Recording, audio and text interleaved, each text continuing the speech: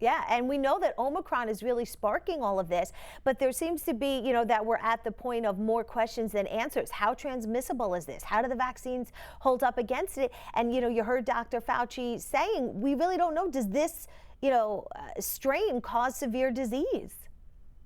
Yeah, no, and I think that's going to be critical. And we don't know. I mean, it was nice that Dr. Fauci at least was giving us a little bit of optimism, and I'm glad. But I always like to hold back, and if I don't know, I just say I don't know. And when I do, I will certainly tell people.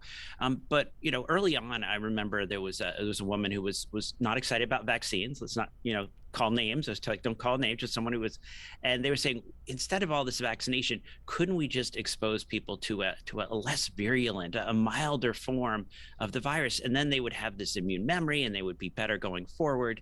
Sort of like with the polio vaccine, we talk about Sabin Sundays. We had a weakened form of the polio virus, one that didn't make you sick, but made you immune, that protected you. That is our hope, that we will find out that this variant is not going to make people quite as sick, but it is not as mild, right? Even when they say, oh, people are milder in South Africa, only, a certain percent, only 30% are requiring oxygen when they end up in the hospital.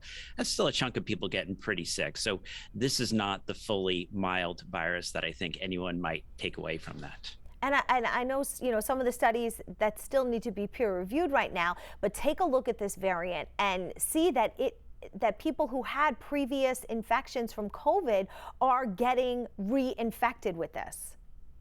Yeah, and I think that's really tough. No, nobody wants that, right? Nobody who is pro-vaccine wants someone who went through COVID to have to go through that again. So across the board, we've always recommended that even if you got COVID, go ahead, get that vaccination, just because you have what we call viral induced survivor immunity. That may not be as good, and the science suggests it's not as good as then getting a vaccine on top of that. But this is really frightening. We thought at least for 3 to 6 months there was going to be a certain level of protection that you would have after that acute infection.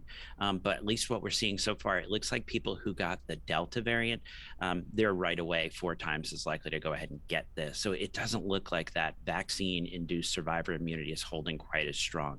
We're waiting to see how strong our vaccines are against this, and that's the hope of the booster. And I know Elizabeth had some questions early on, which we'll get to.